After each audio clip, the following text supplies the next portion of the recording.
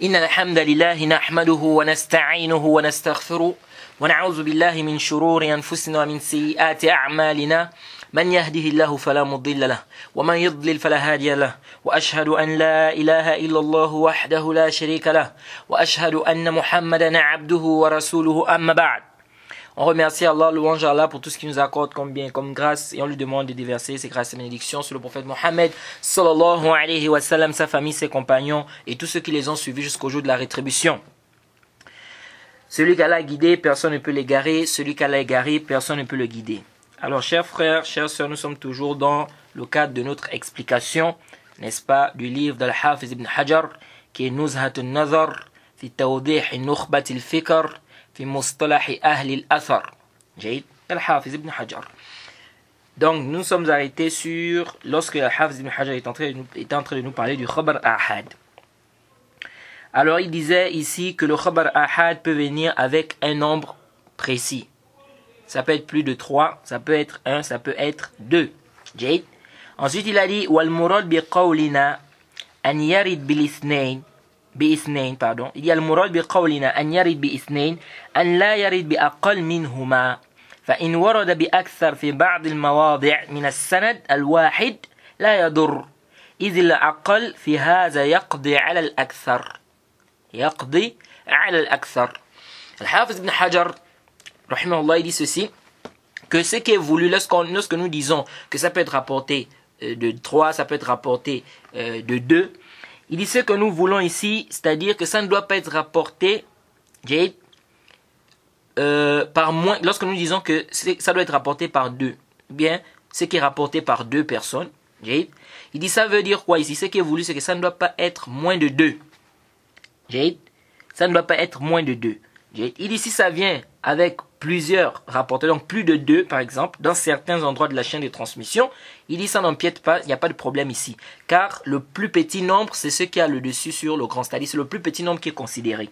Qu'est-ce qu'Al-Hafiz ibn Hajar va nous dire ici? C'est-à-dire lorsqu'on dit par exemple qu'un hadith peut venir, c'est rapporté par 2 personnes, ou c'est rapporté par 3 personnes. Ce qu'on regarde ici, c'est Aqal Tabaqa. C'est-à-dire on regarde la plus petite ou le plus petit nombre, n'est-ce pas, dans le stade, n'est-ce pas, de la chaîne de transmission, ou dans les étapes de la chaîne de transmission. Ça veut dire quoi ça? C'est-à-dire on a un hadith qui est rapporté par exemple de Abu Huraira. À partir d'Abu Huraira, il y a par exemple 10 personnes qui ont pris. Donc 10 personnes ont rapporté ce hadith d'Abu Huraira.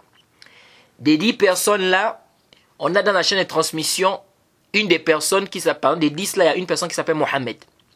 À partir de Mohammed, il n'y a que 2 personnes qui ont pris. Donc il dit ici que on va considérer quoi ici? Est-ce qu'on va considérer le grand nombre qui a pris d'Abu Huraira, ou bien on va considérer les 2 personnes qui ont pris par exemple de Mohammed? Ici on considère les 2 personnes qui ont pris de Mohammed. Donc ici, on regarde le hadith, on regarde le plus petit nombre. C'est le plus petit nombre, c'est par rapport au plus petit nombre qu'on donne le hukm sur le hadith. C'est-à-dire, c'est par rapport au plus petit nombre qu'on va dire que ce hadith il est ahad ou pas. Donc ça veut dire que si le hadith est rapporté par exemple de 10 personnes, on va prendre un exemple. Le hadith est rapporté par exemple de 3 personnes qui rapportent de... Non, on va prendre 10 personnes, oui. Le hadith est rapporté de 10 personnes qui rapportent de 10 personnes, qui rapporte de 2 personnes, qui rapporte de 2 personnes encore, qui rapporte de 3 personnes. Ici, là, on va regarder, qu'est-ce qu'on va juger le hadith par rapport à quoi? Par rapport au plus petit nombre. Donc, quel est le plus petit nombre ici? C'est 2.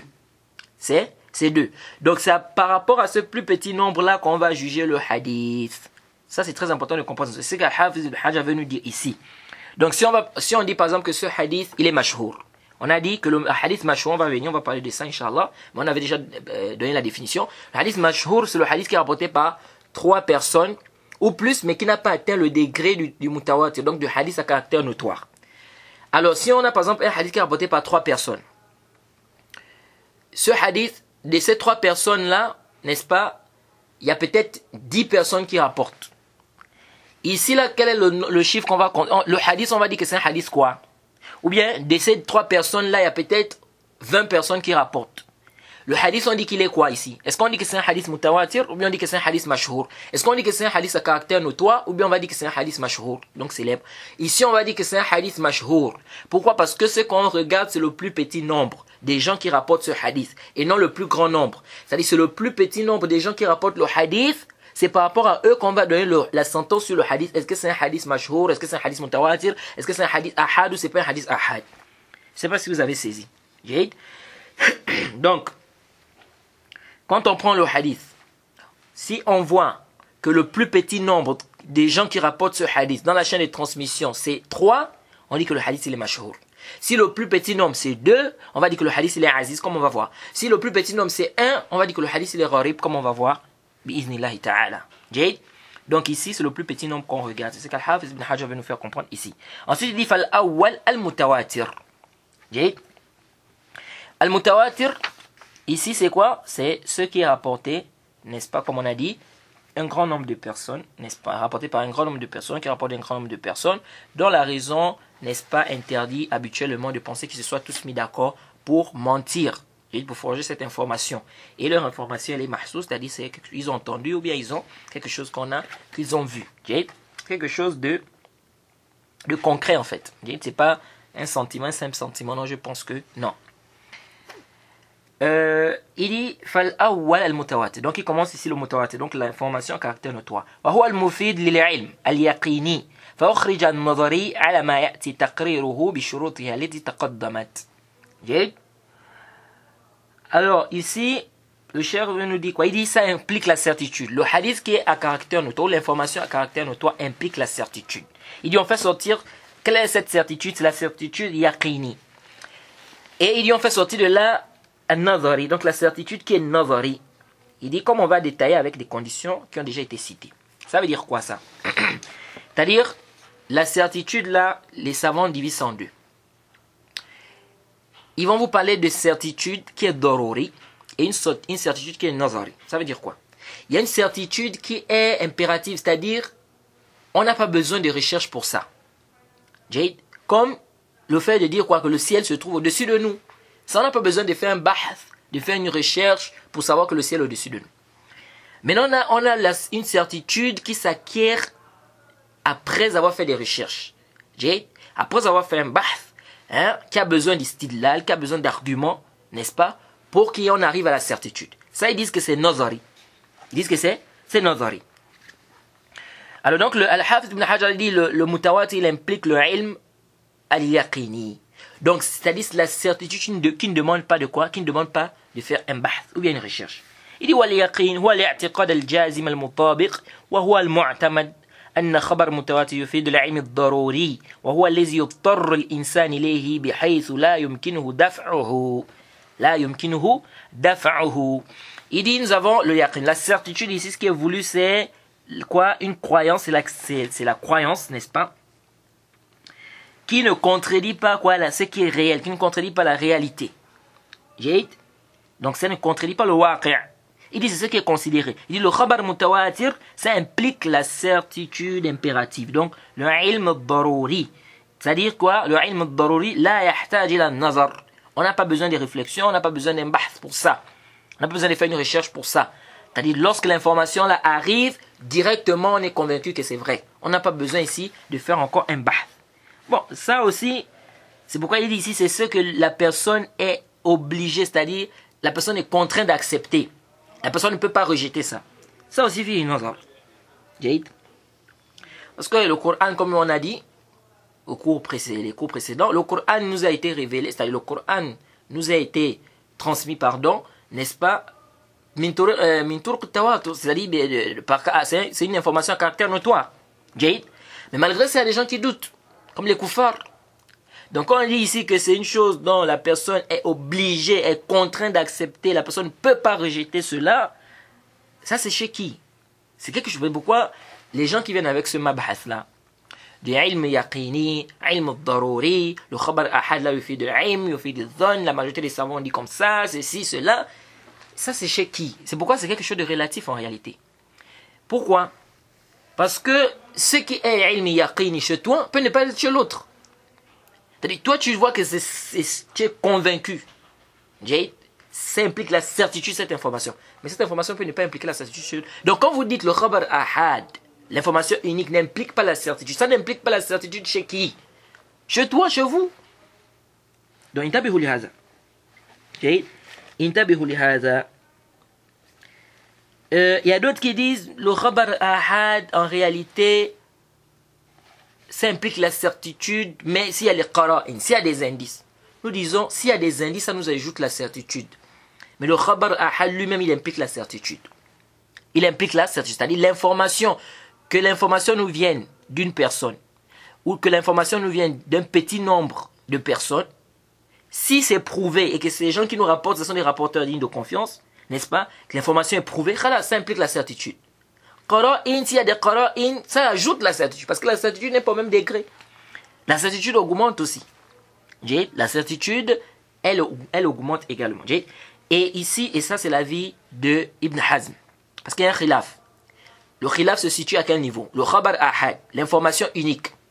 Donc une information qui vient d'une personne, ou bien d'un petit nombre, qui n'a pas atteint, c'est-à-dire l'information qui n'a pas atteint en fait les conditions du hadith mutawatir, qui n'a pas atteint les conditions du mutawatir, c'est-à-dire qui n'a pas atteint les conditions, qui n'a pas réuni les conditions de l'information à caractère notoire.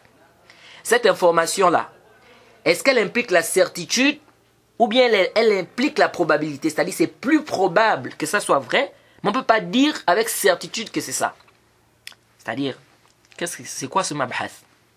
Lorsqu'on a un hadith du prophète Mohammed sallallahu alayhi wa sallam, c'est pourquoi je dis que ce mabhath-là, cette question-là, c'est les savants de Usul qui ont amené ça. C'est-à-dire, ça c'est une question qui doit être traitée dans les savants de fondement de la jurisprudence islamique, Usul al-Fiqh. C'est pas en fait un mabhath qu'on doit traiter dans le ilm al-hadith. Parce qu'en réalité, le ilm al-hadith, ce qui nous intéresse, c'est quoi? C'est le isnad. C'est authentique ou c'est pas authentique. C'est-à-dire le isnad. Sabatam lam yasbut. Si c'est authentique, khalas, on prend le hadith. Si c'est pas authentique, on rejette. C'est pourquoi ici, le Hafiz ibn Hajar va te dire que le mutawatir même qu'il est en train de parler là, ça ne rentre pas ici dans le mabahith de ilm. Pourquoi? Parce qu'il voit que le mutawatir en fait, c'est quelque chose ça implique le ilm daruri. C'est-à-dire on n'a pas besoin d'une recherche ici pour être convaincu de cela. Or, le hadith ahad, on a besoin de regarder la chaîne de transmission. Et la science du hadith ici, on regarde les chaînes de transmission, on travaille sur les chaînes de transmission. Donc si le mutawatir il n'a pas besoin qu'on fasse un bahth, donc ça ne doit pas rentrer ici dans le mabhas de quoi? De ilm al-hadith. Ils disent quoi en fait? Le hadith qui arrive, le prophète, on a rapporté un hadith du prophète. Mais c'est un hadith qui est ahad, c'est-à-dire qui n'a pas atteint les conditions du hadith à caractère notoire. Alors ça a été rapporté peut-être par une ou deux personnes. Un exemple. On dit ce hadith il est ahad. Alors, ce hadith qui est ahad, ça implique quoi? La certitude, ou bien c'est une probabilité, c'est-à-dire c'est plus même qu'une probabilité, parce qu'en réalité, quand les savants parlent de zone, ils veulent le zone rajih, c'est-à-dire c'est plus qu'une probabilité, mais ça n'atteint pas le degré de la certitude. Donc c'est plus probable. Donc est-ce que ici, quand on travaille avec ce hadith-là, on est sûr, c'est-à-dire c'est une certitude ici que le prophète Mohammed a eu à dire ce hadith, ou bien on travaille avec parce que c'est plus probable, parce que les rapporteurs qui nous ont rapporté ça sont dignes de confiance, etc. Donc c'est plus probable que le prophète Mohammed ait eu à dire ça. Mais ça n'atteint pas le degré de la certitude. Je ne sais pas si vous suivez. Donc c'est ça en fait le débat ici. Le khabar ahad, est-ce que ça implique la certitude? Lorsqu'on a une information qui est à caractère unique, ou bien qui est une information isolée, est-ce qu'on est sûr que le prophète a eu à dire ça? Ou bien on travaille avec parce que ici là c'est plus que la probabilité, c'est plus probable, puisque les rapporteurs sont dignes de confiance, etc. Ou bien les shurut de l'authenticité du hadith ont été réunis. Et donc ici on dit c'est plus probable que le prophète Mohammed ait eu à dire ça, mais on ne peut pas dire avec certitude que le prophète Mohammed a eu à dire ça. C'est ça le débat ici. Donc certains ont dit, et c'est la majorité des savants, ils disent quoi? Ils disent que le khabar ahad, ça n'implique pas la certitude. L'information unique n'implique pas la certitude. Et ça, c'est rapporté de plusieurs savants, parmi lesquels le Cheikh al-Islam ibn Taymiyyah. Sauf que, Cheikh al-Islam ibn Taymiyyah, il dit l'information unique parce qu'en réalité, les avis on peut les résumer en trois. Il y a un avis qui dit l'information unique n'implique pas la certitude. Il y a un autre avis qui dit, donc ça implique quoi? Là, c'est plus qu'une probabilité. Donc c'est plus probable que le prophète Mohammed ait eu à dire ça. C'est pas quoi? On ne peut pas être sûr ici que le prophète a eu à dire ça. Donc ça n'implique pas la certitude. C'est pourquoi vous allez voir que le shanshana wa dandana, le soft talk que les gens amènent aujourd'hui, soit disant on ne peut pas prendre le khabar ahad dans la croyance. Pourquoi? Parce qu'ils disent la croyance c'est quelque chose qui doit être sûr. Or le khabar ahad ça n'implique pas la certitude, donc on ne peut pas prendre ça dans la croyance. Ça c'est batil. Et je vais vous expliquer ici le mahal al-niza' entre les savants de la sunna.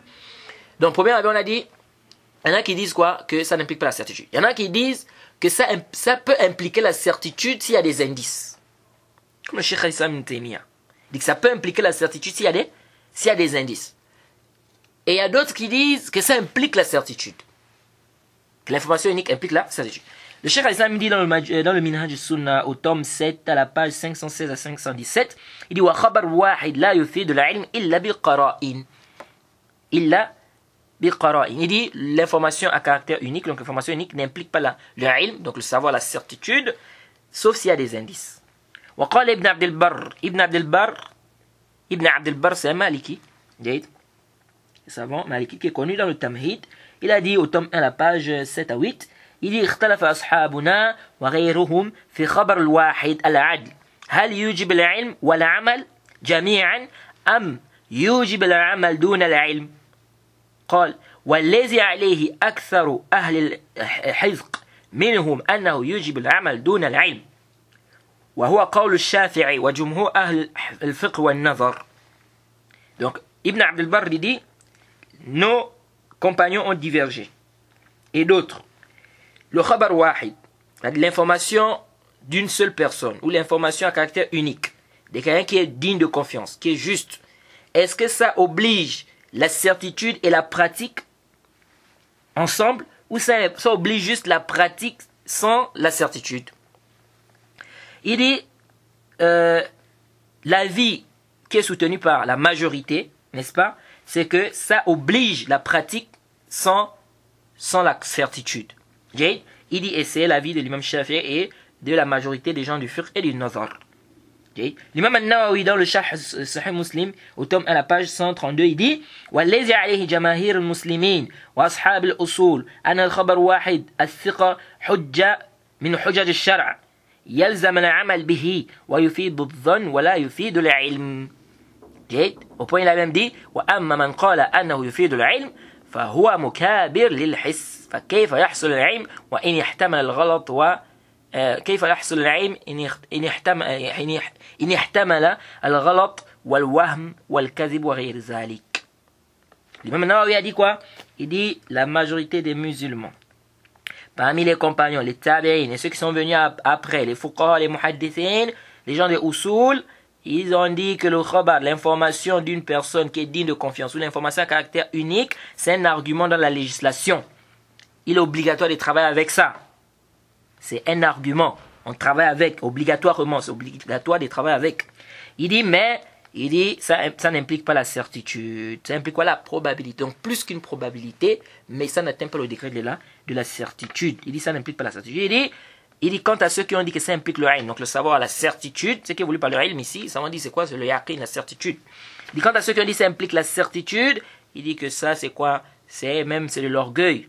Il dit, comment est-ce que ça va impliquer la certitude alors qu'il peut avoir l'erreur, il peut avoir, n'est-ce pas, le mensonge à l'intérieur.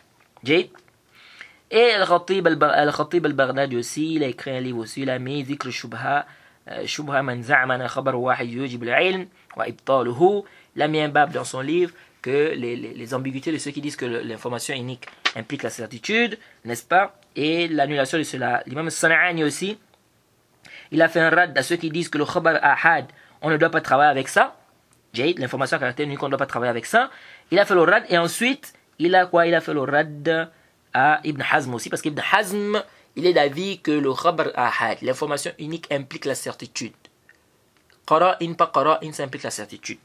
Et donc il a fait le rad d'Ibn Hazm, parce qu'Ibn Hazm s'appuie sur des versets qui réprimandent par exemple le zon, la pensée ou bien la probabilité, et comme le prophète a dit, il y a qu'au moins zone, faites attention aux soupçons, n'est-ce pas, car c'est le plus mensonger des propos. Et donc il a pris ça comme dalil.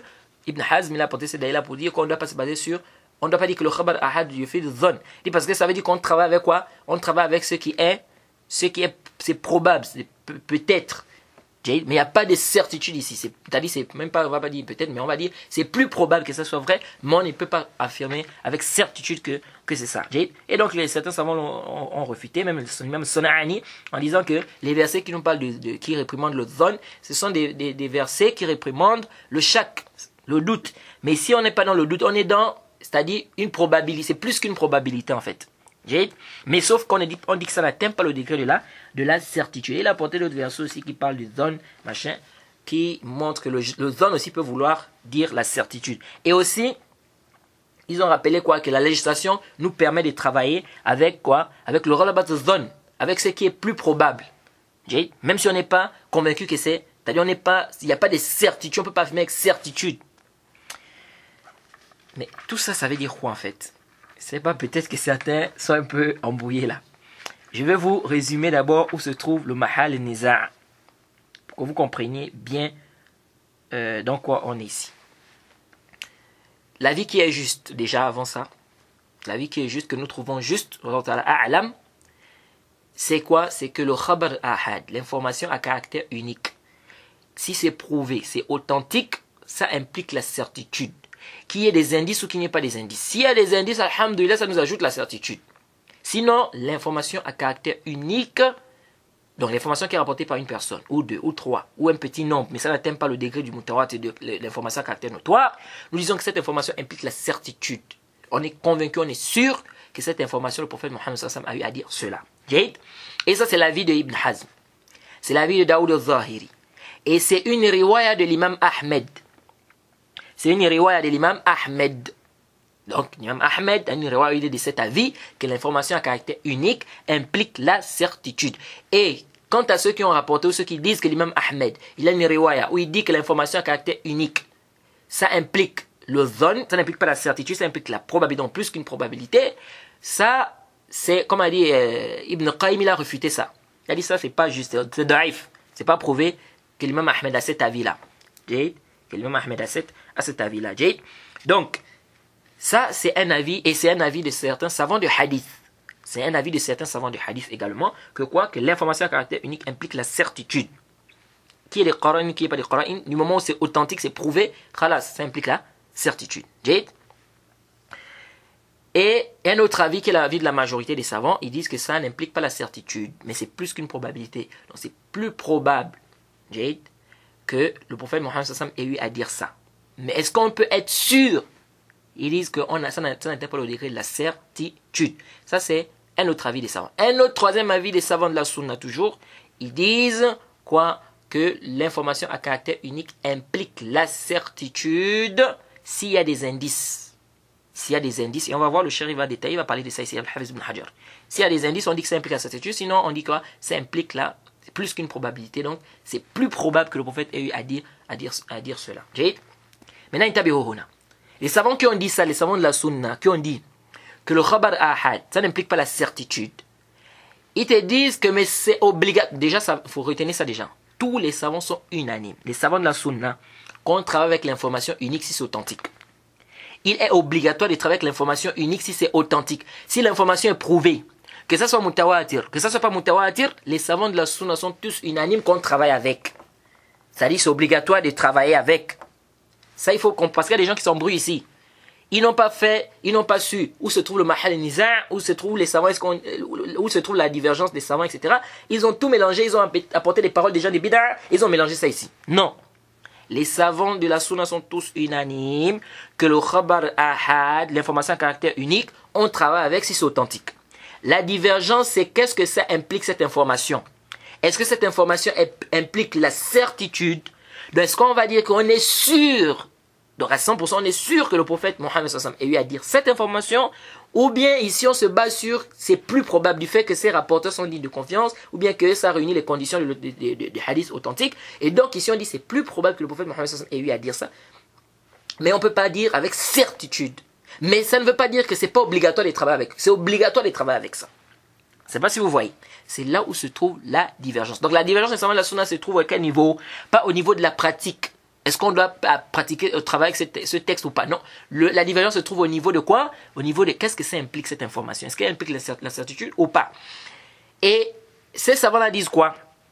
Parce que quelqu'un peut dire, mais comment ça, ils disent que ça n'implique pas la certitude, mais ils disent que c'est obligatoire de travailler avec. Ils disent oui, ils disent parce que dans la législation, on nous a permis de travailler avec le Rollabathon. On nous a permis de travailler avec ce qui est plus probable, ce qui est probable, même si ça n'atteint pas le degré de la certitude. Comment ça?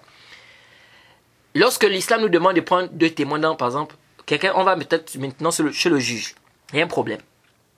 On nous demande de prendre 2 témoins, par exemple. Sur une affaire, il faut 2 témoins. Jade. Et les 2 témoins doivent être quoi? Ça doit être des témoins justes, dignes de confiance.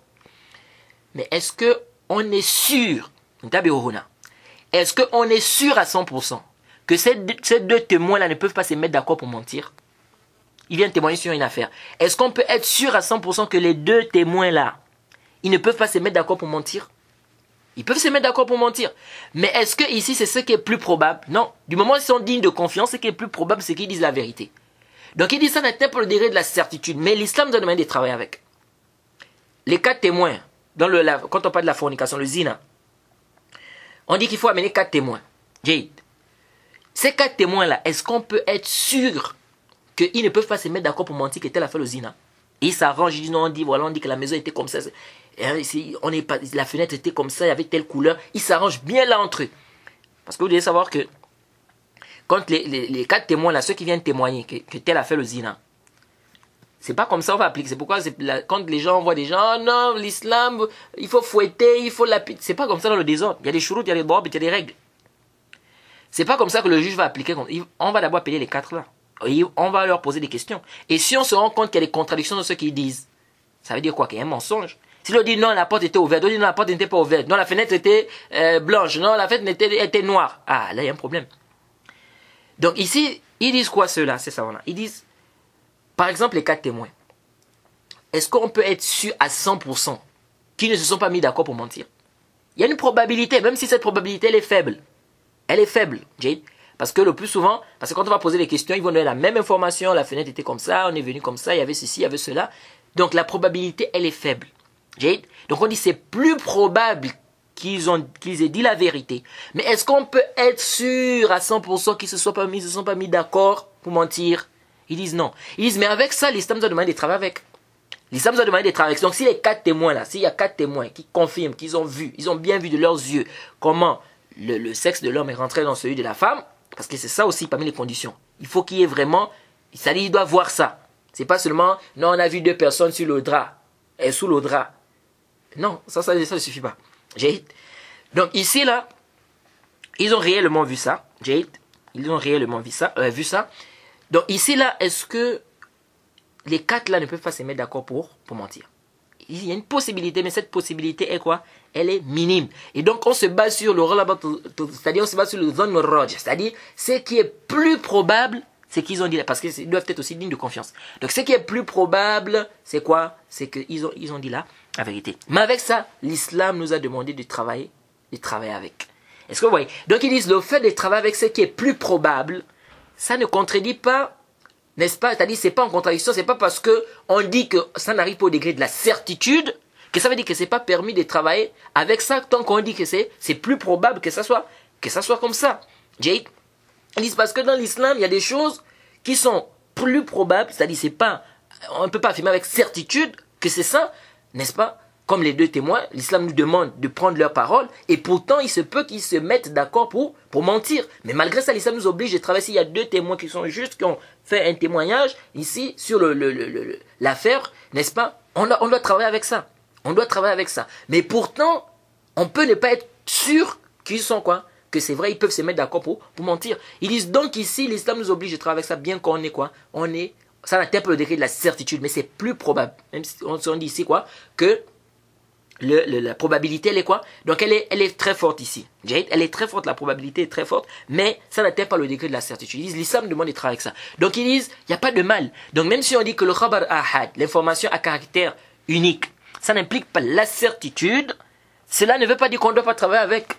Du moment où ça implique quoi? Ça implique plus qu'une probabilité. Donc c'est un peu ça. Et aussi rappeler un point. C'est quoi? C'est qu'il n'y a aucun savant de la sunna, ni des salafs, qui font la différence entre l'information à caractère unique dans la croyance et l'information à caractère unique quand c'est pas dans la croyance. Parce que les gens des bid'a sont venus avec cette histoire-là. Ils ont tout mélangé. C'est pourquoi ça, en fait, comme je vous ai dit, c'est des mabahis qui sont traités chez les savants du usul, des fondements de la jurisprudence islamique. On ne doit même pas rentrer dans notre mabahis ici de Jami' al-Hadith. Mais comme Al-Hafidh ibn Hajar a parlé de ça, on est obligé de lire et puis je suis obligé de vous expliquer cela. Ceux qui viennent, les gens ont mélangé ici. Ils ont pensé que quand les savants de la sunna divergent, est-ce que le khabar ahad, l'information à caractère unique, est-ce que ça implique la certitude ou pas? Ils ont pensé quoi? Ils ont mélangé ça avec la croyance des gens des bid'a qui disent que l'information à caractère unique, on ne prend pas ça dans la croyance. Donc s'il y a un hadith qui vient, qui a un rapport avec la croyance, qui parle d'une chose qui a un rapport avec la croyance, si c'est pas mutawatir, si c'est pas à caractère notoire, on prend pas ça. Pourquoi? Parce qu'ils disent que l'information à caractère unique n'implique pas la certitude. Or, la croyance doit se baser sur ce qui est sûr. Et comme ça n'implique pas la certitude, ce n'est qu'une probabilité, c'est plus qu'une probabilité. Ils disent donc qu'on ne prend pas ça dans la croyance. Et ça, c'est qawlun batilun. Batilun bil marra. Aucun savant de la sunna ne dit une telle parole. Les savants de la sunna sont tous unanimes contre avec l'information unique. Que ça soit dans la croyance, que ce soit pas dans la croyance. Là où les savants de la sunna divergent, c'est qu'est-ce que l'information unique implique. Ça implique la certitude ou pas. C'est là où se trouve la divergence. Donc, il ne faut pas déplacer. C'est pourquoi Ibn Qayyim dit ceci. Ibn Qayyim dit dans le I'lam, au tome 2, à la page 412. Il dit ceci.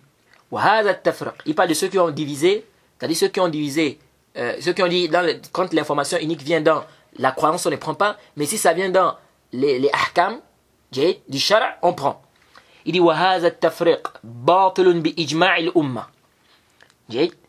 Ibn Qayyim dit quoi? Il dit وَهَذَا التَّفْرِقْ بَاطِلٌ بِإِجْمَاعِ الْأُمَّةِ. Il dit cette différence-là, elle est fausse par consensus de la communauté.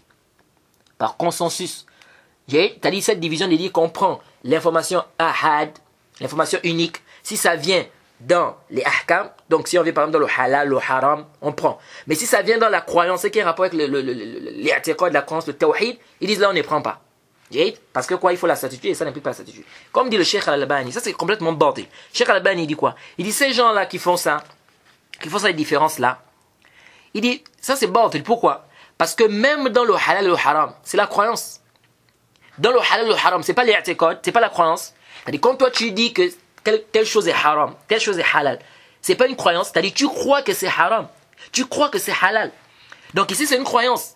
Donc cette différence elle est bordée. Donc quand toi tu viens, tu dis non, on ne doit pas prendre, dans la croyance on ne doit pas prendre le khabar à l'information à caractère unique. Mais ici comment tu peux baser, parce que quand tu viens tu dis ça c'est haram, c'est-à-dire que tu crois que c'est haram. Quand tu dis ça c'est halal, c'est-à-dire que tu crois que c'est halal. Et donc ici c'est une croyance. Mais tu prends ça quand ça vient dans une information à caractère unique. Et si ça vient concernant, quand ça parle par exemple d'Allah subhanahu wa ta'ala, d'Yawm al-Qiyamah et tout ça, tu dis tu ne prends pas, ça c'est bordé. Pourquoi? Parce que même dans les ahkam, il y a les i'tiqad. Cheikh Al-Albani dit même dans les ahkam, c'est les i'tiqad. Il y a une croyance. Donc tu bases ta croyance sur quoi? Tu bases ta croyance également sur le khabar ahad, l'information à caractère unique. Donc Ibn Qayyim dit وهذا التفريق باطل بإجماع الأمة. جيد. Il dit فإنها لم تزل تحتج بهذه الأحاديث في خبريات وعمليات، جيد، يعني في العقيدة، كما يحتج بها في الطلبيات وعمليات، ولا سيما والأحكام العملية تتضمن خبر عن الله بأنه شرع كذا وأوجبه ورضيه دينا. Ibn Qayyim dit, ça c'est batil. Il dit la communauté n'a cessé de s'argumenter de ces hadiths, dans les hadiths qui sont à caractère unique. Que ça soit dans les ahkam, dans les sentences, n'est-ce pas, le haram, le halal, que ça soit dans la croyance. Ils ont cessé de s'argumenter de ces informations-là. Il dit surtout que dans les ahkam, on a des informations, n'est-ce pas, en rapport avec Allah, c'est-à-dire des informations qui disent par exemple qu'Allah a légiféré telle ou telle chose. Allah a obligé telle ou telle chose. Et il a agréé telle chose. Donc ça rentre, c'est aussi une croyance. Qu'Allah a légiféré ça, Allah a obligé ça, Allah a interdit ça. Ça rentre aussi dans. C'est pourquoi Cheikh Al-Albani a dit, même dans les halal haram aussi, il y a aussi les i'tiqad ici. Il dit, فَشَرْعُهُ وَدِينُهُ رَاجِعْ إِلَى أَسْمَائِهِ وَصِفَاتِهِ. Il dit sa législation, n'est-ce pas, sa religion, ça revient à ses noms et ses attributs. وَلَمْ تَزَلُ الصَّحَابَةُ وَالتَّابِعُونَ وَتَّابِعُهُمْ وأهل الحديث والسنة يحتجون بهذه الأخبار في مسائل الصفات والقدر والأسماء والأحكام. Il dit la communauté, il dit les compagnons, les tabi'in, Et ceux qui sont venus après les tabi'in. Et les gens du hadith, de la sunna n'ont cessé de s'argumenter, de ces informations-là dans les questions des sifat, dans les questions du destin, dans les questions des noms d'Allah, dans les questions des ahkam. ولم ينقل عن أحد منهم البتة أنه جوز الاحتجاج بها في مسائل الأحكام دون الأخبار عن الله وأسمائه وصفاته. Il dit ça n'a été rapporté d'aucun parmi eux, n'est-ce pas, quelqu'un qui s'est argumenté de ça dans les ahkam, donc dans les sentences, dans le halal, dans le haram, sans s'argumenter de ces textes-là, n'est-ce pas, qui sont à caractère unique, dans quoi? Dans le tawhid, dans la croyance, dans les asma wa sifat. Il y a les asma wa sifat d'Allah subhanahu, les noms et les attributs d'Allah subhanahu wa ta'ala. Il dit, فَأَيْنَ السَّلَفُ مُفَرِّقِينَ بَيْنَ الْبَابِينَ. Il dit, où est-ce que les salafs ont divisé ça? Donnez-nous où est-ce que les salafs ont fait la division. Les salafs ont dit, quand l'information unique arrive quand ce qui concerne la croyance, on ne prend pas. Mais si ça vient dans les ahkam, on prend. Où est-ce que les salafs ont fait cette division-là?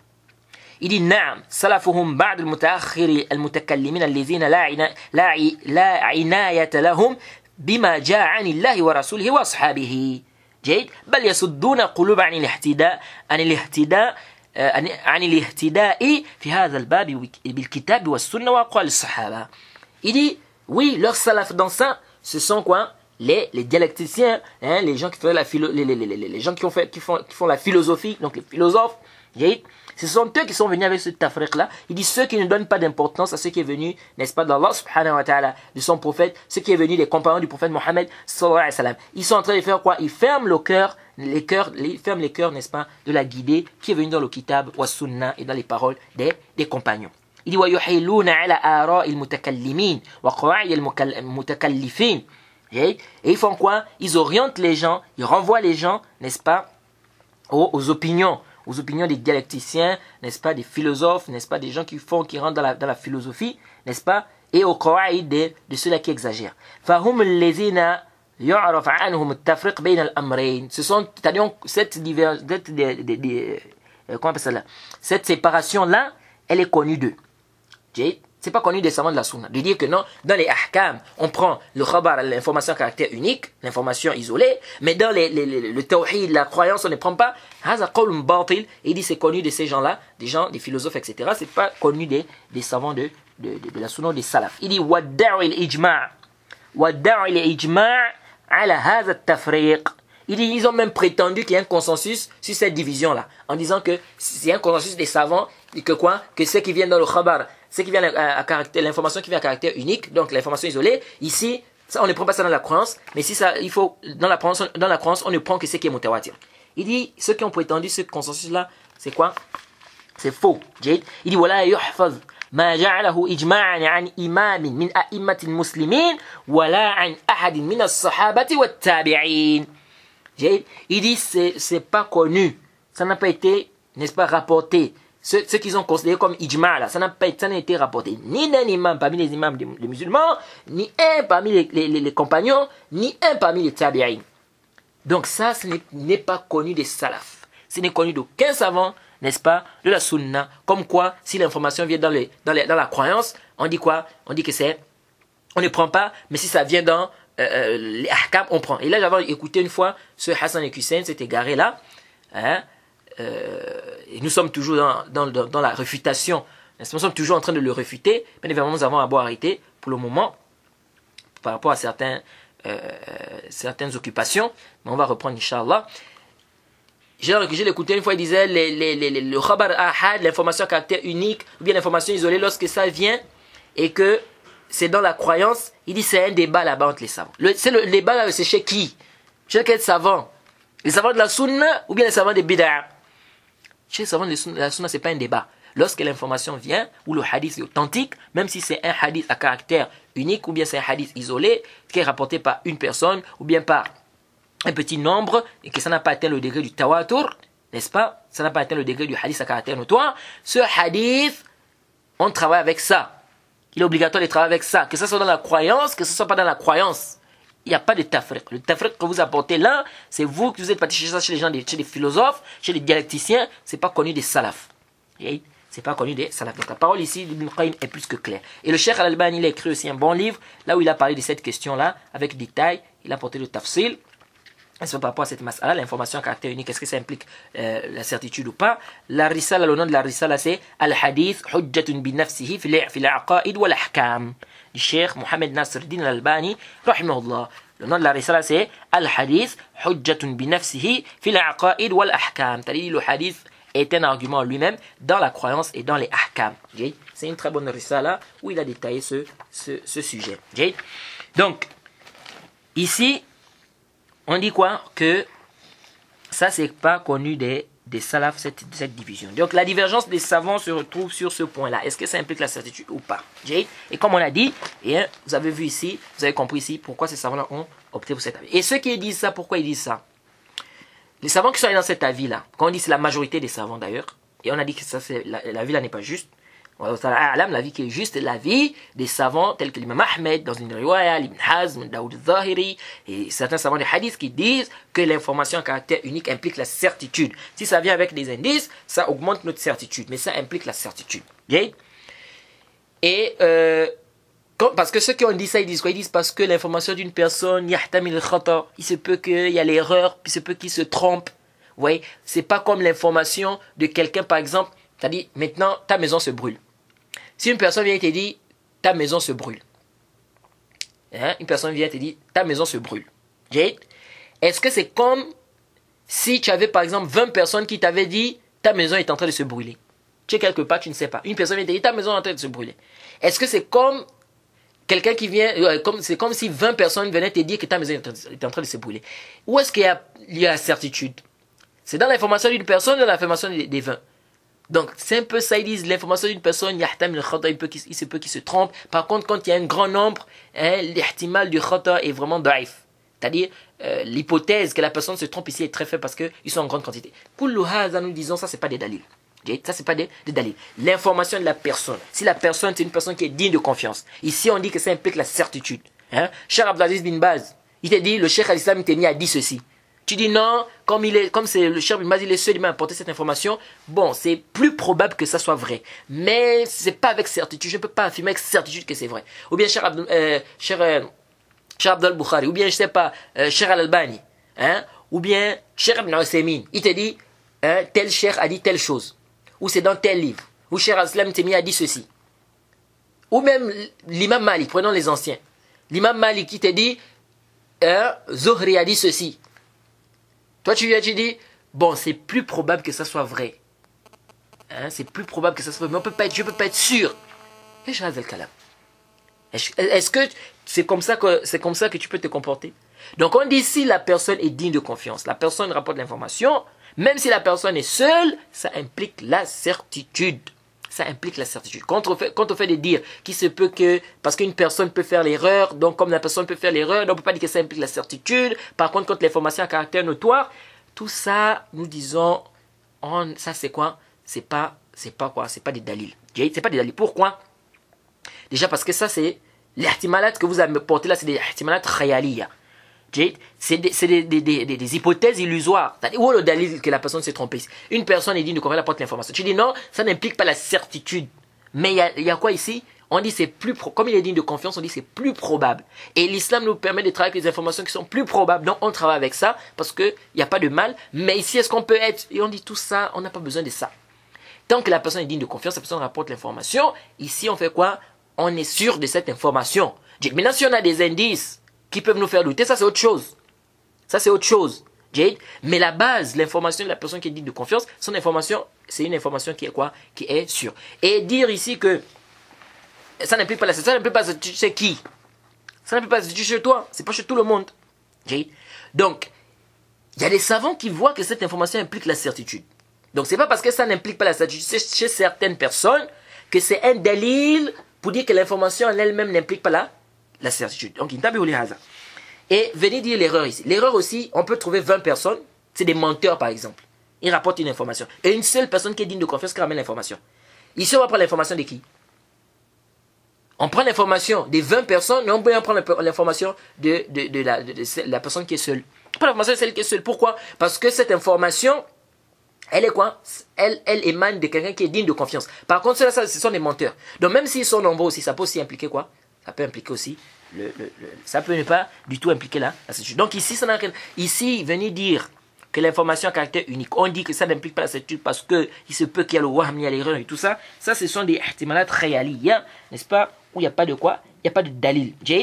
Et ici aussi, le fait de dire, le fait de dire que comme la législation nous a permis de travailler avec des choses, par exemple, où, c'est-à-dire qui sont plus probables, n'est-ce pas, c'est-à-dire que parfois ça n'atteint pas le degré de la certitude, comme l'islam ou bien la législation nous a permis de faire ça, n'est-ce pas? Donc il n'y a pas de mal ici qu'on dise qu'on travaille avec cette information unique-là, n'est-ce pas? Dans ce sens-là, même si ça n'atteint pas le degré de la certitude. On dit c'est pas parce que l'islam nous a permis, bien la législation nous a permis de travailler avec des informations qui, n'est-ce pas, qui sont probables, c'est-à-dire plus probables, n'est-ce pas, mais qui n'atteignent pas le degré de la certitude, comme on a pris l'exemple, par exemple, des deux témoins, etc. C'est pas parce que l'islam nous a permis de travailler avec ça que ça veut dire que tu dois prendre les paroles du prophète Mohammed et dire que ça implique là, ça n'implique pas la certitude.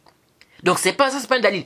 Est-ce que c'est parce que la législation nous a permis de travailler avec ça, avec ce qui est plus probable, même si ça n'atteint pas le degré de la certitude, que cela voudrait dire que tu dois prendre les hadiths du prophète Mohammed, que tu dois dire que ces hadiths-là qui sont à caractère unique, n'est-ce pas, n'impliquent pas la certitude. Là, yalzam. Donc ça aussi, c'est pas quoi? C'est pas des dalils. Donc la vie juste, c'est quoi? Que ça implique la certitude. Ça implique la certitude, l'information à caractère unique. Et on a plusieurs hadiths dans ça. Les compagnons du prophète, lorsqu'ils étaient tentés de prier à Beit el-Maqdis, quelqu'un est venu, il leur a dit que la crible a été changée, c'est plus Beit el-Maqdis, c'est maintenant vers la Kaaba. Ils se sont retournés. Est-ce qu'ils ont dit non, bon, l'information ici, parce que là, ils étaient dans une certitude, c'est que c'est Beit el-Maqdis. Donc, on va dire quoi? Qu'ils ont laissé l'information où ils étaient sûrs pour prendre une information qui est plus probable, mais qui n'atteint pas le degré de la certitude. Ça a fait une autre. Même s'ils peuvent venir, non, mais ici, on peut travailler avec ce qui est quoi? On peut travailler avec ce qui est plus probable dans la législation. Donc, ils ont travaillé par rapport à ça. Mais ils ont laissé ce qui était donc sûr alors. Ils ont laissé ce qui était quoi? Ce qui était sûr pour prendre ce qui est quoi? Plus probable. Donc, ça là, c'est pas quoi? C'est pas sahih. Et bien évidemment, les tafsilat de ça, les arguments de tout un chacun, ce n'est pas ici le but. Là, c'était juste pour vous faire comprendre parce que si on explique comme ça, parfois il y a certaines personnes qui peuvent ne pas comprendre. On est en train de parler de quoi ici?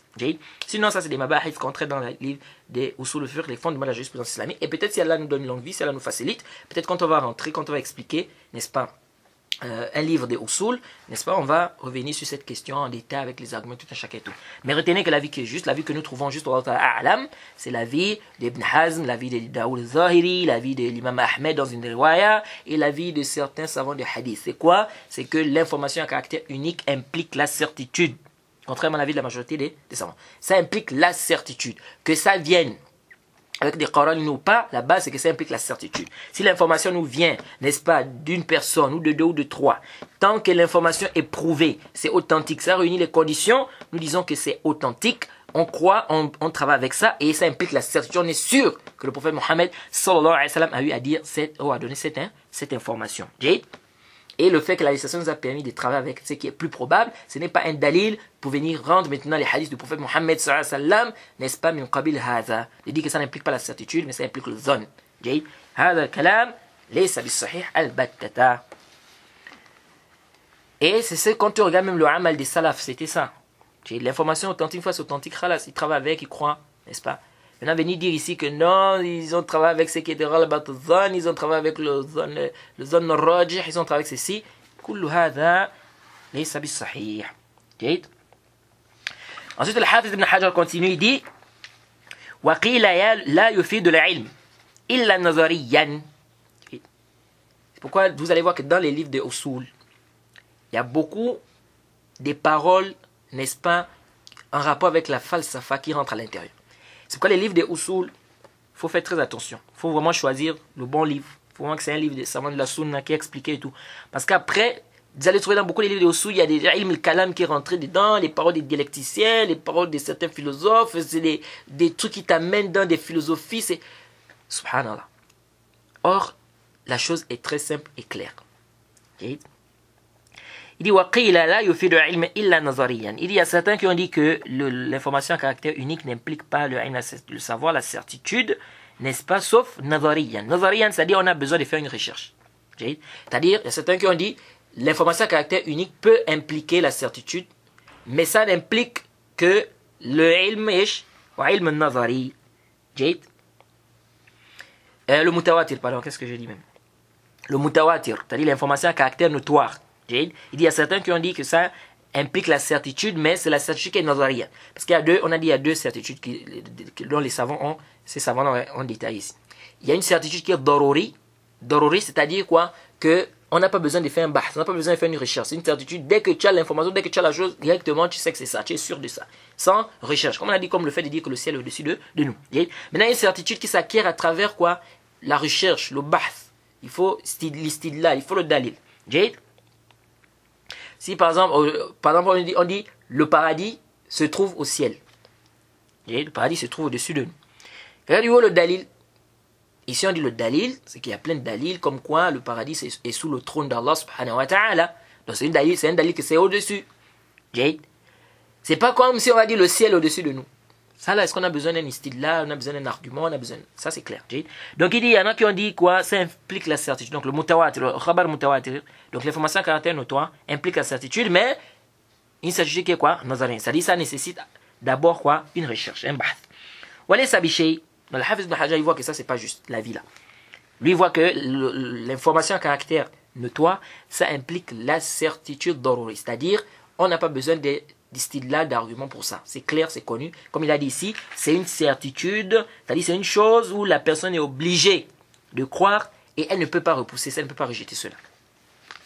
Il dit لأن العلم بالتواتر حاصل لمن ليس له أهلية النظر كالعامي. Il dit car la connaissance ou la certitude du mutawatir, ça, même le ami, c'est ressenti même par celui qui n'a pas quoi, qui n'a pas les capacités de faire des recherches, comme le ami, comme le ami, le commun des musulmans. Pourquoi? Parce que ils disent en fait que si on dit que la certitude, le mutawatir, ça implique la certitude, c'est-à-dire la certitude daruri, la certitude nazari, qui a besoin d'une recherche, d'un bahth.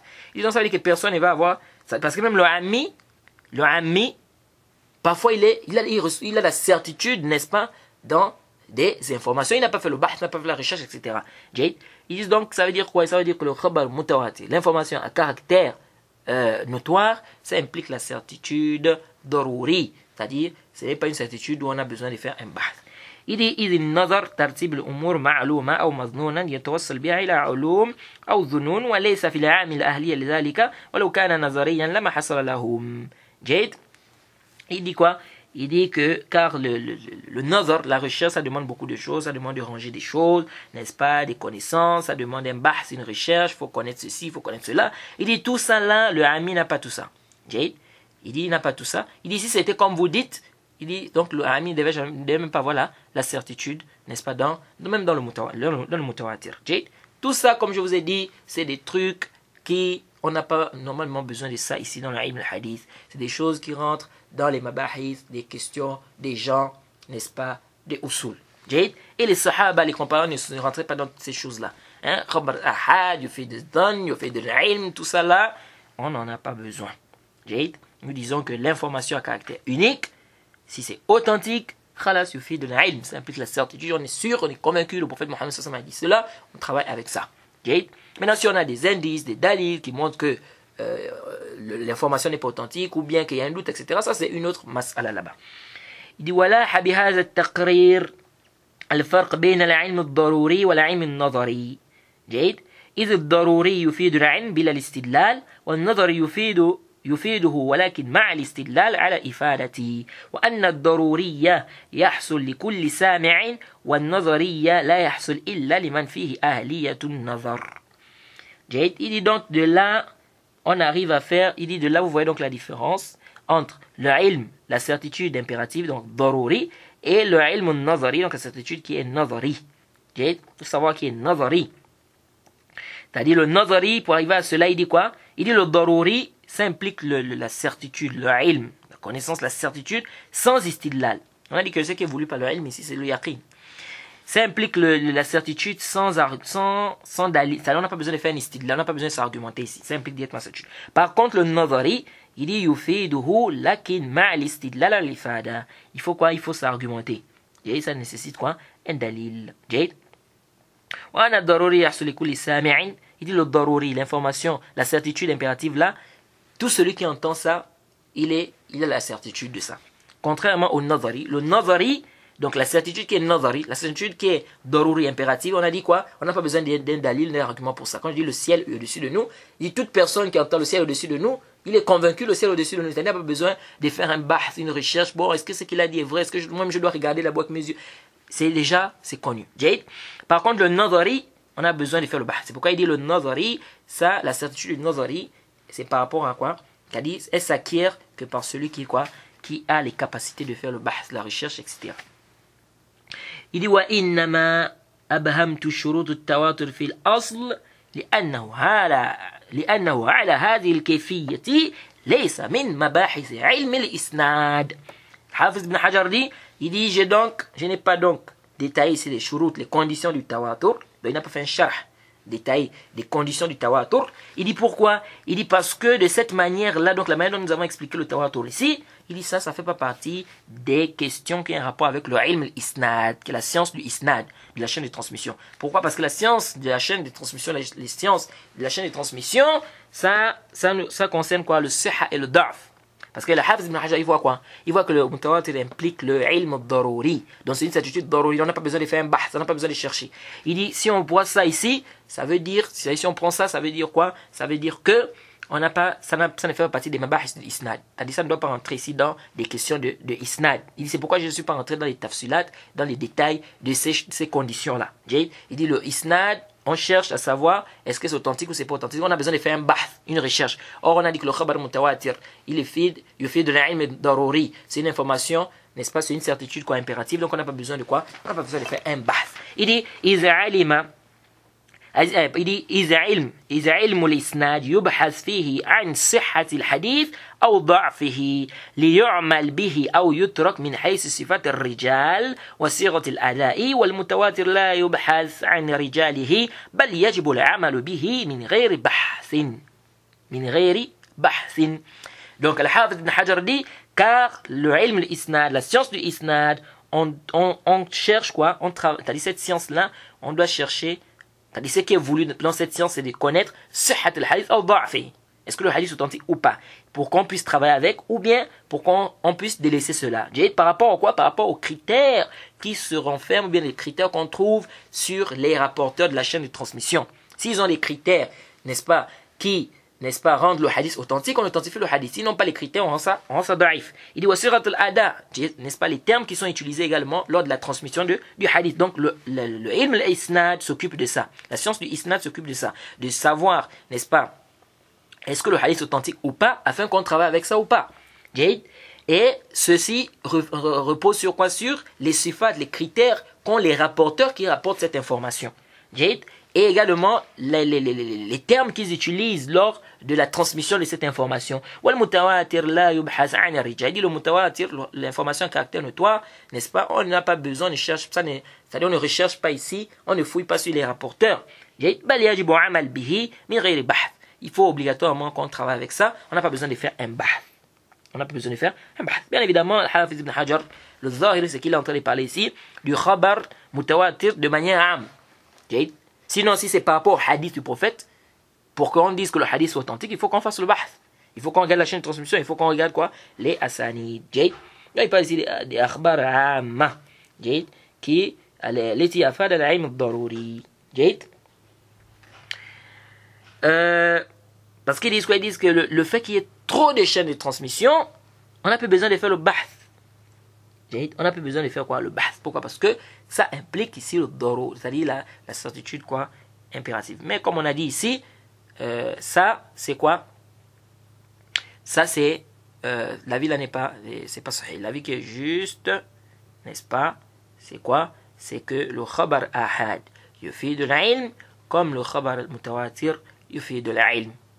Ça implique la certitude. Les deux impliquent la certitude. Donc, ce débat-là, est-ce que ça implique la certitude, l'information à caractère unique ou pas, ça c'est un mabahad qui est dans les livres des usul, qui est traité dans les livres des fondements de la jurisprudence islamique. Et aussi, on dit quoi? On n'a pas besoin de tout cet affaire. Nous disons ici que la vie qui est prépondérante, la vie qui est juste, c'est que l'information unique, tant que c'est authentique, que c'est prouvé, ça réunit les conditions du hadith que ce soit authentique, sahih, hasan, hasan al-ghayri ou hasan les atihi, nous disons que le hadith il est authentique et nous disons qu'il implique la certitude, on est sûr, le prophète Mohammed sallallahu alayhi wa sallam a eu à dire ça. Maintenant, s'il y a d'autres indices, des indices qui viennent renforcer cela, alhamdulillah, ça nous augmente la certitude. Parce qu'il y en a qui ont dit, il y en a qui ont dit que le khabar ahad, ça n'implique pas la certitude, mais ça peut impliquer la certitude s'il y a des indices. Et parmi les indices, ils disent par exemple si ça vient dans Bukhari et Muslim. Si ça vient dans Bukhari et Muslim, ça implique la certitude. Bien évidemment, on va voir ça, le cheikh va parler de ça ici. Ensuite, le cheikh il dit وَمَنِ ادَّعَاهُ مِنَ الْعِزَّةِ وَمَنِ ادَّعَاهُ مِنَ الْعِزَّةِ مَمْنُوعٌ وكذا من ادعى غيره من العدم لأن ذلك نشأ عن قلة اطلاع عن كثرة الطرق وأحوال الرجال نسبة وأحوال الرجال وصفاتهم المقتضية لإبعاد العادة أن يتوطئوا على كذب أو يحصل منهم اتفاقا. جيد. Al-Hafiz ibn Hajar dit quant à ceux qui ont prétendu que c'est rare, c'est-à-dire le khabar mutawatir, ceux qui ont dit que c'est rare, est-ce qu'on trouve vraiment des informations mutawatir? C'est-à-dire, est-ce qu'on trouve des hadiths qui sont à caractère notoire? Il dit, quant à ceux qui ont prétendu que c'est rare, il y en a qui ont dit que c'est rare. Il dit, ceux qui ont prétendu que c'est rare, il dit, ça c'est quoi? On interdit ça, c'est pas juste. Ce n'est pas quoi? Il dit, ce n'est pas juste. Il dit, il dit la même chose aussi, ceux qui ont dit même que ça n'existe pas. C'est-à-dire, il n'y a pas des informations à caractère notoire. Donc il n'y a pas d'information. Tous les hadiths qui nous sont, c'est-à-dire tous les hadiths que nous avons, c'est des hadiths à caractère unique. Donc c'est des hadiths isolés, c'est des hadiths à caractère unique, c'est pas des hadiths à qu'on appelle ça à caractère notoire. Donc il dit ça c'est pas juste. C'est-à-dire ceux qui ont dit que c'est rare et ceux qui ont dit que ça n'existe pas, il dit ceci n'est pas juste. Il dit pourquoi? Il dit parce que ceci découle de quoi? Du fait quoi qu'ils ont eu un peu de regard, ça découle de quoi? Du peu de regard sur les multitudes de chaînes de transmission, et les situations des rapporteurs et leurs critères. Il dit c'est ce qui a fait quoi? C'est-à-dire les situations des rapporteurs, les multitudes des chaînes de transmission, leurs critères. Il dit c'est ce qui montre ici quoi que c'est loin, c'est-à-dire c'est difficile, n'est-ce pas? Le plus souvent qu'ils se soient mis d'accord pour mentir ou qu'ils se soient tous mis d'accord sur ça. Il dit les multitudes des chaînes de transmission, les critères, la situation des rapporteurs et tout, ça nous montre quoi? Que c'est difficile qu'on dise qu'ils se soient mis d'accord pour, n'est-ce pas, pour mentir, pour apporter cette information. Il dit donc ceux-là qui ont dit que c'est rare ou que ça n'existe même pas, il dit ceci est dû à quoi? À un manque, n'est-ce pas, de regard sur les multitudes de chaînes de transmission qui sont parce qu'il y a une parole comme ça d'Ibn Hibban. Ibn Hibban, je vais vous lire, il dit dans le Muqaddima de son Sahih, au tome 1 à la page 156, il dit ceci: فَأَمَّا الْأَخْبَارِ فَإِنَّهَا كُلُّهَا أَخْبَارُ الْأَحَادِ. Donc même ceux qui viennent qui disent non, le khabar al-ahad il fait des ilm. Et vous savez qu'il y a des savants même, des hadiths, qui sont malades, disent que tous les akhbar, tout ce qui est comme information, c'est ahad. Il n'y a pas de mutawatir. Donc comme ça, vous allez rejeter toute la sunna, vous allez rejeter tous les hadiths. Il dit ceci, il dit أما الأخبار فإنها كلها أخبار آحاد لأنه ليس يوجد عن النبي صلى الله عليه وسلم خبر من رواة عدلين روى أحدهما عن عدلين وكل واحد منهما عن عدلين ينتهي ذلك إلى رسول الله صلى الله حتى ينتهي ذلك إلى رسول الله صلى الله عليه وسلم. Il dit فلما استحال هذا وبطل ثبت أن الأخبار كلها آحاد وأن من تنكب عن قبول أخبار الآحاد فقد عمد إلى ترك السنن كلها لعدم وجود السنن إلا من رواية الآحاد. Donc Ibn Hibban nous dit quoi ici? Il dit quant aux akhbar, aux informations, il dit toutes les informations sont ahad, sont à caractère unique. Il dit il n'y a pas une information qui est rapportée du prophète, n'est-ce pas, de deux personnes, qui rapporte de deux personnes jusqu'à arriver au prophète. C'est-à-dire, deux personnes rapportent de deux personnes, rapportent de deux personnes, rapportent de deux personnes jusqu'au prophète. Il dit, il n'y a pas ça, ça n'existe pas. Il dit, du moment où c'est impossible, on ne trouve pas ça, et que c'est batil, que deux personnes rapportent de deux personnes, qui rapportent de deux personnes, qui rapportent de deux personnes, qui rapportent de deux personnes, qui rapportent de deux personnes jusqu'au prophète, de cette manière-là, il dit ça, c'est impossible. Il dit, c'est pas prouvé aussi. il dit, de là on voit bien quoi? Que les informations, les akhbar, toutes les informations sont ahad. Donc toutes les informations sont à caractère unique. Pas d'informations à caractère notoire. Wa anna man tanakab, c'est-à-dire celui-là, il dit quant à ceux qui ont refusé d'accepter les akhbar ahad, il dit ça veut dire quoi? Ça veut dire qu'il a délaissé, il a refusé ici tout ce qui est sunna.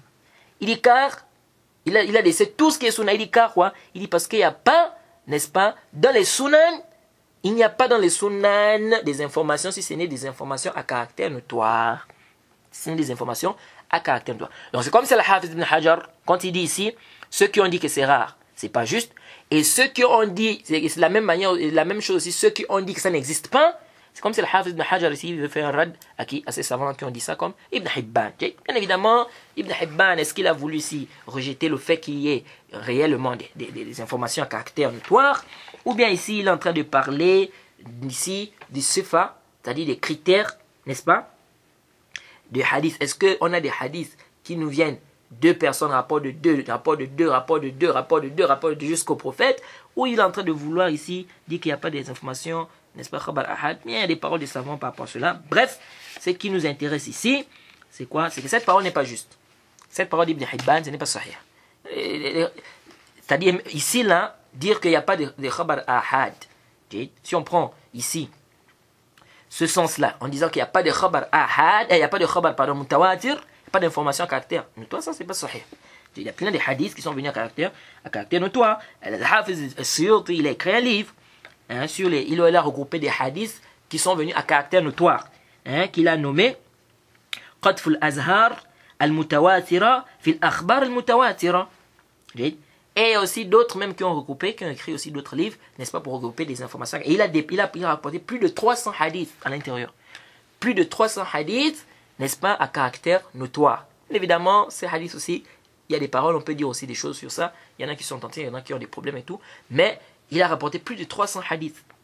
Et il y a d'autres qui ont écrit également dans ça. Donc, venir dire comme ça qu'il n'y a pas de khabar mutawatir, c'est-à-dire il n'y a pas d'information à caractère notoire, il n'y a pas de hadiths à caractère notoire, tout ce qui est comme hadith est à caractère unique. هذا الكلام ليس بالصحيح البتة. جيد. Ensuite ici, Al-Hafiz ibn Hajar continue, il dit ومن أحسن ما يقرر ومن أحسن ما يقرر به كون المتواتر موجودا وجود الكثرة في الأحاديث أن الكتب المشهورة المتداولة بأيدي أهل العلم شرقا وغربا مقطوع عندهم بالصحة نسبتها إلى مصنفيها إذا اجتمعت على إخراج حديث جيد على إخراج حديث وتعددت طرقه تعددا تحيل العادة تواطؤهم على الكذب إلى آخر الشروط أفاد العلم يقيني بصحته إلى قائله جيد ومثل ذلك في الكتب المشهورة كثيرا جيد. Et le Hafiz ibn Hajar dit parmi les meilleures choses, n'est-ce pas, par lesquelles on peut s'argumenter, n'est-ce pas, pour dire que le mutawatir, le hadith à caractère notoire, existe bel et bien. Il dit c'est quoi? C'est les kutub, les hadiths qui sont là, les kutub qui sont connus des savants. Il dit ces kutub-là, c'est rapporté à l'intérieur, n'est-ce pas? Ces savants-là qui sont les savants sharqan wa gharban, c'est-à-dire que ce soit les savants de l'Est ou de l'Ouest. Hein? L'imam al-Bukhari, l'imam Muslim, l'imam Abi Daoud, l'imam Abi Shayba, l'imam Ahmed, Nasa'i, l'imam Tirmidhi, l'imam al-Hakim, l'imam Tabarani, Darimi, Ibn Khuzayma, tous ces savants-là, ils sont parfois des contrées différentes. Enfin, ils ne sont pas de la même contrée. Ils sont des contrées différentes. Mais du fait qu'ils rapportent, tous ces savants-là qui sont d'endroits différents, de pays différents parfois, rapportent ces hadiths-là, ces mêmes hadiths-là. Et avec toutes ces tourouks, toutes ces chaînes de transmission-là. Il dit tout ça, ça nous prouve ici que le khabar mutawatir existe bel et bien. Ça existe bel et bien. Donc tous ces hadiths-là qui proviennent de ces savants-là, et on est bel et bien sûr que ça provient d'eux, n'est-ce pas? Ils se sont regroupés c'est-à-dire ils se sont rassemblés à regrouper ces hadiths, bien qu'ils soient des contrées différentes, et il y a plusieurs chaînes de transmission au point où n'est-ce pas, le plus souvent, la raison, au point où la raison, n'est-ce pas, interdit le plus souvent, n'est-ce pas, qu'ils se soient mis d'accord, n'est-ce pas, pour mentir ici par rapport à ces informations-là, jusqu'au, il dit, il a akhir shurut, c'est-à-dire, sans compter les autres conditions on a citées par rapport au khabar ahad. Et ça montre la certitude, n'est-ce pas, la certitude baruri, n'est-ce pas, que ces hadiths sont authentiques jusqu'à celui qui a eu à dire cela. J'ai dit, il y a aussi quoi, des kutub mashour qui sont connus, n'est-ce pas, concernant cela. Donc il y a plusieurs kutub. Donc il dit ici, en fait, il veut dire, le Hafiz ibn Hajar en résumé, il veut dire ici que le fait, c'est-à-dire dire que l'information à caractère notoire n'existe pas, il dit c'est pas juste parce que la plus grande preuve, ou parmi les plus grandes choses, ou parmi les meilleures choses dont on peut s'argumenter pour prouver cela, il dit c'est les kutub que nous avons maintenant, les kutub où il y a des hadiths du prophète. Ces kutub-là, n'est-ce pas, nous montrent clairement, quand on regarde, il y a des hadiths, on voit des turuq, des chaînes de transmission qui sont en grande quantité, etc. On voit bien ici que le khabar mutawatir existe bel et bien, c'est-à-dire l'information à caractère notoire existe bel et bien. Donc voilà un peu ce qu'il faut retenir ici. Donc en conclusion, on dit, les savants divisent les informations en deux. Ils disent il y a le khabar ahad et le khabar mutawatir. Le khabar ahad, c'est l'information à caractère unique, qui n'a pas atteint les conditions du khabar mutawatir. Le khabar mutawatir, on a dit, c'est une information qui est rapportée par un grand nombre de personnes, qui rapporte d'un grand nombre de personnes, n'est-ce pas? Et dont la raison, n'est-ce pas, interdit qu'ils se soient tous mis d'accord pour mentir, pour inventer cette information. Et leur information est mahsous, donc c'est des choses qui sont quelque chose de concret, de réel. Ils ont entendu ou ils ont vu. Ça, c'est quoi le khabar mutawatir? Donc, l'information ou les hadiths sont de catégorie. On a les hadiths qui sont mutawatirants. C'est ce qu'on vient d'expliquer. Ensuite, on a les hadiths qui sont ahad, c'est-à-dire à caractère unique. Les hadiths qui sont à caractère unique, ce sont des hadiths qui sont rapportés par une, deux personnes, ou bien qui sont rapportés par un petit nombre de personnes, c'est-à-dire c'est des hadiths en résumé qui n'ont pas atteint, ou bien c'est un hadith qui n'a pas atteint le degré du hadith mutawatir. Donc ça n'a pas réuni les conditions du hadith mutawatir. Donc ça n'a pas réuni les conditions du hadith à caractère notoire. Ça, c'est l'information à caractère unique. Maintenant, est-ce qu'on doit travailler avec le hadith à caractère unique et le hadith à caractère notoire? Ici, les savants de la sunna sont tous unanimes qu'on travaille avec le hadith à caractère notoire, ça déjà pas débat. Et on travaille avec le hadith à caractère unique aussi, ça aussi il n'y a pas débat. C'est-à-dire que si le hadith il est prouvé, même si c'est à caractère unique, on travaille avec. Et il n'y a pas de différence à faire entre ce qui est rapporté à caractère unique dans la croyance et ce qui est rapporté à caractère unique dans les ahkam. Il n'y a pas de différence. Les savants de la sunna ne font pas cette différence-là. Là où il y a une divergence entre les savants de la sunna, c'est l'information à caractère unique. Est-ce qu'elle implique la certitude ou pas? Là, il y a un débat entre les savants de la sunna. Il y a les savants qui disent que ça n'implique pas la certitude, mais ça implique quoi? La probabilité. C'est plus prépondérant. Et c'est plus probable, pardon. C'est-à-dire c'est une probabilité qui est plus qu'une simple probabilité. Mais ça n'atteint pas le degré de la certitude. Ça, c'est un groupe de savants qui ont dit ça. Et je vous ai lu ici les paroles de certains savants sur cela. Et il y a d'autres savants, n'est-ce pas, qui disent que l'information à caractère unique n'implique pas la certitude, mais ça peut impliquer la certitude si on a des indices, si on a des qara'in. Parmi les qara'in, par exemple, le fait que ça vienne dans le Sahih Bukhari Muslim. Le fait que ça soit rapporté dans le Sahih Bukhari Muslim, il dit ça implique la certitude. Et on verra, le Hafiz ibn Hajar, il va parler de ça un peu devant ici, les qara'in, les indices là. Et il y a d'autres qui disent qu'il y a des indices ou pas, du moment où l'information est authentique, même si c'est une information à caractère unique, ça implique la certitude. Et c'est la vie que nous avons adoptée, c'est la vie que nous trouvons juste, et c'est la vie d'une riwaya de l'imam Ahmed, et c'est la vie de l'imam Ahmed, l'imam Ahl-Sunnah. Et c'est également un avis, n'est-ce pas, de Ibn Hazm, c'est l'avis d'Ibn Hazm, et c'est aussi l'avis de Daoud al-Zahiri et de certains savants de hadith. Donc voilà un peu ce qu'il faut retenir ici concernant l'information à caractère unique et l'information à caractère notoire. Donc Al-Hafiz ibn Hajar, il a vraiment tiré dans cette mas'ala-là, n'est-ce pas? Donc on va s'arrêter là, et le prochain cours, on va rentrer dans la suite, là où il parle maintenant du hadith mashhour, le hadith al-mashhour. Il va nous parler du hadith al-mashhour, qui est toujours dans la catégorie des hadiths ahad, mais on va détailler c'est quoi le hadith mashhour. On s'arrête ici, on demande qu'Allah nous facilite. Wa subhanaka Allahumma bihamdik, wa ashhadu an la ilaha illa anta astaghfiruka wa atubu ilayk.